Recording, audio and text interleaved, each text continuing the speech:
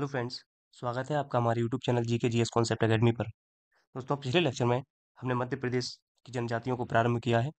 इन जनजातियों को हम प्री और मेंस की दृष्टि से कवर कर रहे हैं। पिछले लेक्चर में हमने सिलेबस को डिस्कस किया था, जिसमें हमने पेपर टू कि किस किस यूनिट में अनुसूचित जनजातियों को मेंशन किया गया है। साथ में प्री का जो यूनिट 2 है और प्री का जो यूनिट 10 जो कि पूरी तरह से डेडिकेट है जनजातियों को, इस पर हमने चर्चा की थी। और फिर हमने पूरा अपना टॉपिक स्टार्ट किया था कि मध्य प्रदेश में जनजातियाँ जनजातियाँ होती क्या हैं, जनजातियों के बारे में मानव शास्त्र क्या कहता है, डीएन मजूमदार क्या कहते हैं। फिर हमने जनजातियों के अन्य नाम देखे थे कि जनजातियों को और किस किस नामों से संबोधन किया गया है, और वह संबोधन किस व्यक्ति के द्वारा किया गया है। जैसे कि महात्मा गांधी ने इनको गिरिजन कहा है, ठक्कर बापा ने आदिवासी कहा है। साथ ही हमने संवैधानिक प्रावधान को प्रारंभ किया था कि जनजातियों से संबंधित संवैधानिक प्रावधान क्या क्या है, इनको हमने पूरी तरह से कवर किया था। और लास्ट लेक्चर में हमने छोड़ा था कि अब हमें पढ़ना है संवैधानिक प्रावधानों के अंतर्गत पांचवी और छठवीं अनुसूची। तो चलिए बिना देरी किए हुए आज हम पांचवी और छठवीं अनुसूची को प्रारंभ करते हैं। देखिए दोस्तों, सबसे पहले हम बात करते हैं पांचवी अनुसूची की। तो पांचवी अनुसूची क्या है, इसमें क्या वर्णन किया गया है, इन सारी चीजों को हम समझते हैं। दोस्तों, सबसे पहले तो हम बात करते हैं कि पांचवी अनुसूची में 10 राज्य हैं, जो कि कल भी मैंने आपको बताया था। ये 10 राज्य कौन कौन से हैं? मध्य प्रदेश, छत्तीसगढ़, आंध्र प्रदेश, तमिलनाडु, हिमाचल प्रदेश, राजस्थान, गुजरात, झारखंड, महाराष्ट्र, ओडिशा। ये 10 राज्य हैं जो कि पांचवी अनुसूची में है। दोस्तों, पांचवी अनुसूची की चर्चा भारतीय संविधान के भाग 10 में अनुच्छेद 244 ए में किया गया है। दोस्तों, भाग 10 के 244 ए में अनुसूचित क्षेत्रों और अनुसूचित जनजातियों से संबंधित हमें प्रावधान देखने को मिलते हैं। ठीक है। इसी के संदर्भ में हम समझते हैं कि जितने भी अनुसूचित क्षेत्र हैं दोस्तों, इन अनुसूचित क्षेत्रों को की घोषणा यानी कि इनका डिक्लेरेशन कौन करता है? हमारे भारत के राष्ट्रपति। साथ ही इन अनुसूचित क्षेत्रों की सीमा में परिवर्तन करना, इनमें जोड़ना या इनमें कटौती करने का अधिकार होता है राष्ट्रपति को। किंतु इन क्षेत्रों में परिवर्तन, सीमा में परिवर्तन या कटौती करने का कार्य राष्ट्रपति करता है, लेकिन राज्यपाल के परामर्श के पश्चात। ठीक है। साथ में इन अनुसूचित क्षेत्रों के प्रबंधन का जिम्मा राज्यपाल के ऊपर होता है, और राज्यपाल प्रबंधन से संबंधित जो रिपोर्ट होता है वो किसको सौंपता है? हमारे राष्ट्रपति को। साथ में अनुसूचित क्षेत्रों के प्रशासन संबंधी जो निर्देश होते हैं वो केंद्र सरकार बनाती है, और ये निर्देश किसको देती है?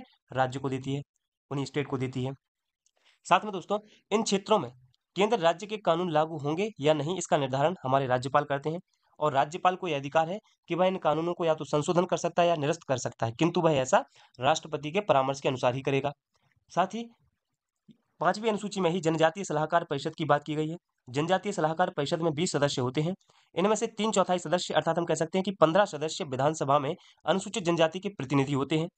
इस जनजातीय सलाहकार परिषद का कार्य क्या है दोस्तों? तो ये जनजातियों के कल्याण और उनकी उन्नति के लिए सरकार को सलाह देती है। ये पांचवी अनुसूची के मुख्य प्रावधान है। तो अगर पांचवी अनुसूची से संबंधित फैक्ट के रूप में आपसे प्रीलिम्स में कोई भी क्वेश्चन पूछा जाएगा, या 2 नंबर में या 7 नंबर में आपसे प्रश्न मेंस में पूछा जाएगा, तो आप बड़ी आसानी से इन सारे फैक्चुअल पॉइंट को आप एक तरह से मर्ज करके लिख सकते हैं। तो दोस्तों, एक बार हम फिर से पांचवी अनुसूची के बारे में डिस्कस कर लेते हैं। सबसे पहले देखिए, हमने बात की फिफ्थ शेड्यूल की, पांचवी अनुसूची की। पांचवी अनुसूची में कितने राज्य हैं? 10 राज्य हैं, पहला पॉइंट। भारतीय संविधान के किस भाग में इसकी चर्चा की गई है? भाग 10 में चर्चा की गई है।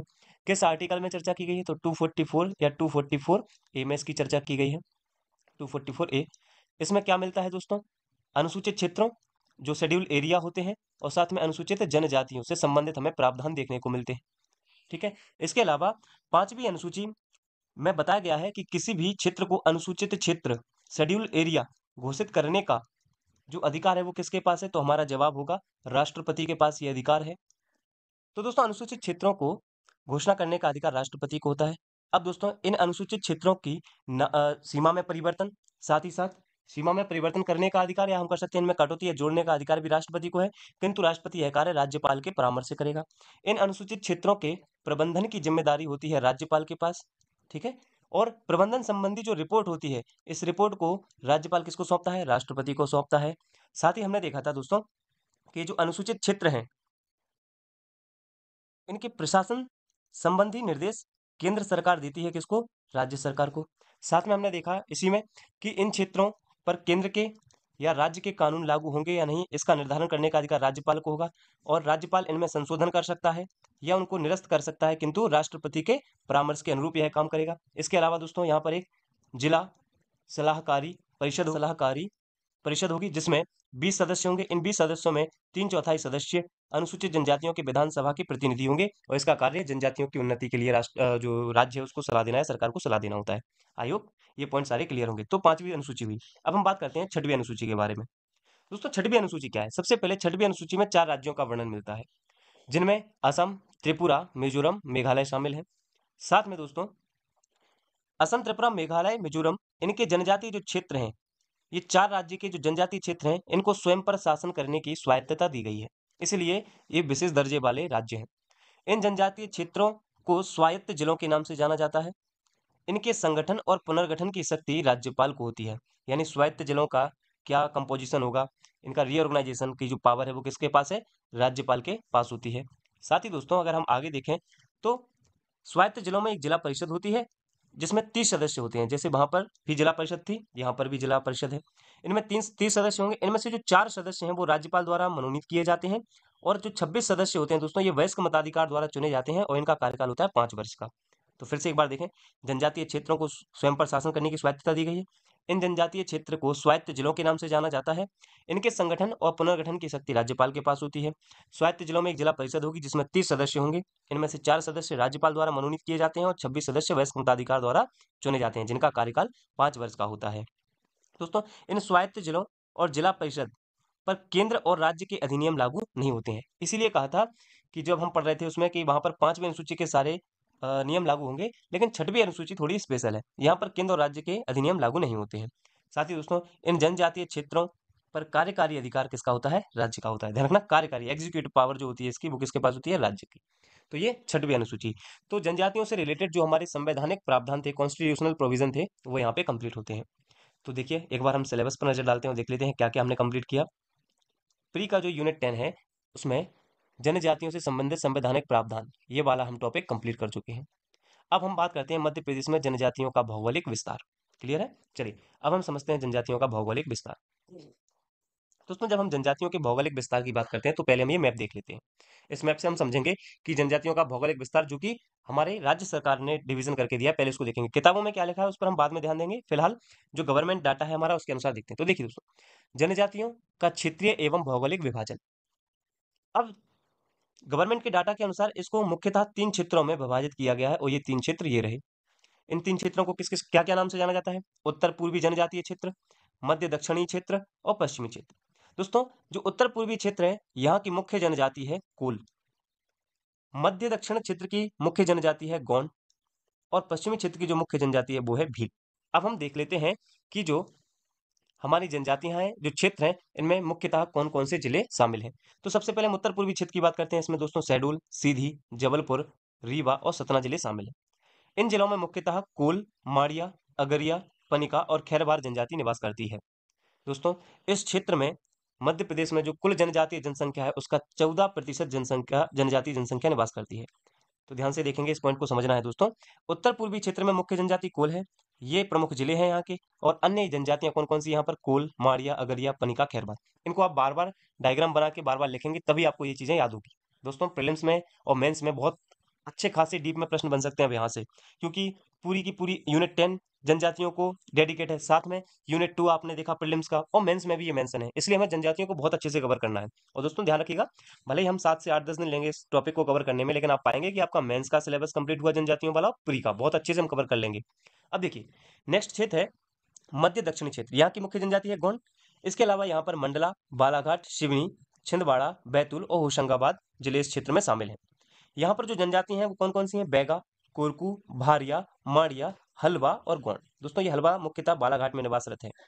इसके अलावा दोस्तों इस मध्य दक्षिणी क्षेत्र में कुल जनजातीय जनसंख्या का 23.28% जनजातीय जनसंख्या निवास करती है। कितना? 23.28%। परसेंट से प्रश्न पूछे जा सकते हैं, तो आपको ये याद रखना है। और ये याद कैसे होंगे? आप डायग्राम बनाएं, बार बार लिखें, ऑटोमेटिक ये चीजें याद हो जाएंगी, ज्यादा लोड नहीं लेना इन चीजों का। नेक्स्ट है पश्चिमी क्षेत्र। यहाँ की मुख्य जनजाति है भील।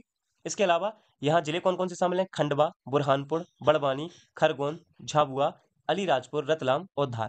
और यहाँ की मुख्य जनजाति है भील, भिलाला। और दोस्तों जो मध्य प्रदेश की कुल जनजाति जनसंख्या उसका 36.27% यानी 36.27% इस क्षेत्र में जनजातीय जनसंख्या निवास करती है। आई होप ये तीनों जो फैक्ट हैं जनजातियों से रिलेटेड, ये आपको समझ में आए होंगे। आप इनका डायग्राम बनाएं, क्षेत्र विशेष देखें, यहाँ की मुख्य जनजाति देखें, तथा इसमें शामिल जिले और इनका परसेंटेज आपको याद रखना है। बाकी हम इन जनजातियों को एक एक करके पढ़ेंगे, तो वहां पर इनको और अच्छे से देखेंगे डिटेल में।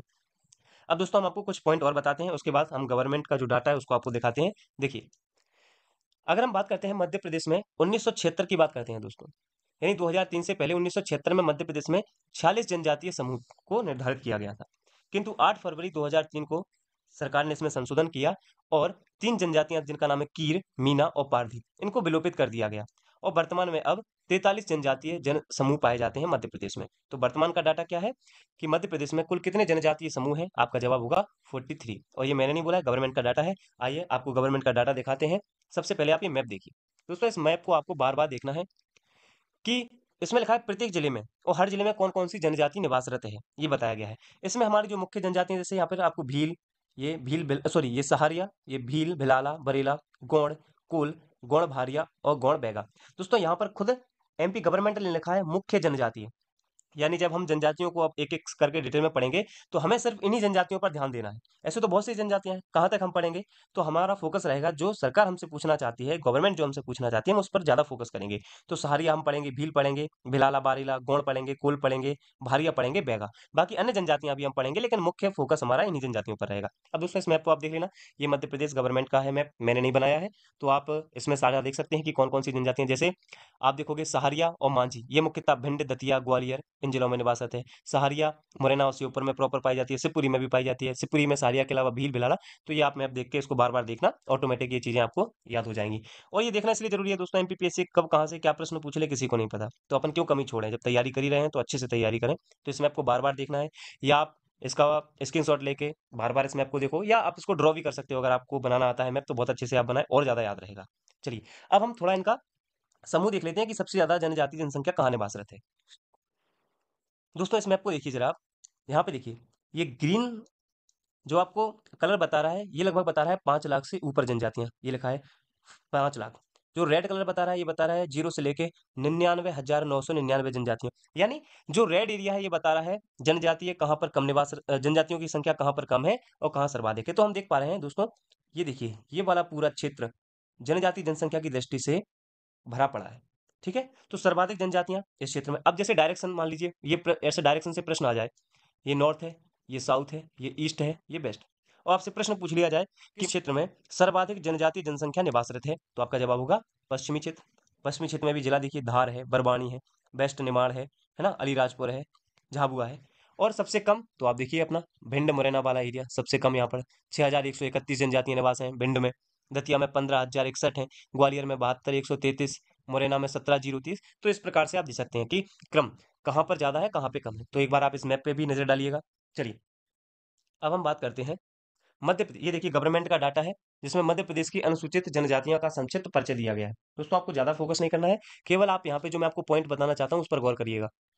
देखिए यहाँ पर लिखा है अनुच्छेद 366 के 25 खंड 25 में जनजातियों को परिभाषित किया गया है। पहला पॉइंट जो कि कल हमने डिस्कस किया था इसके बारे में।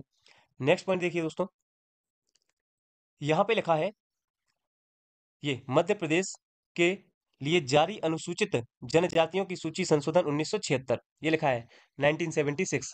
1976 में दोस्तों देखिए यहाँ पे ये लिखा है 1976। 1976 में हमारे यहाँ 46 जनजातीय समुदाय थे, किंतु भारत सरकार की अधिसूचना दिनांक 8 फरवरी 2003 द्वारा किस किसको क्रमशः कीर, मीना और पारसी जनजातियों को सूची से विलोपित कर दिया गया है और अब वर्तमान में 43 अनुसूचित जनजातियां समूह हैं। यही मुझे आपको बताना था। तो ये आप ध्यान रखेंगे, ये गवर्नमेंट का डाटा है तो बिल्कुल ऑथेंटिक है, हमें भरोसा करना है इसी पे।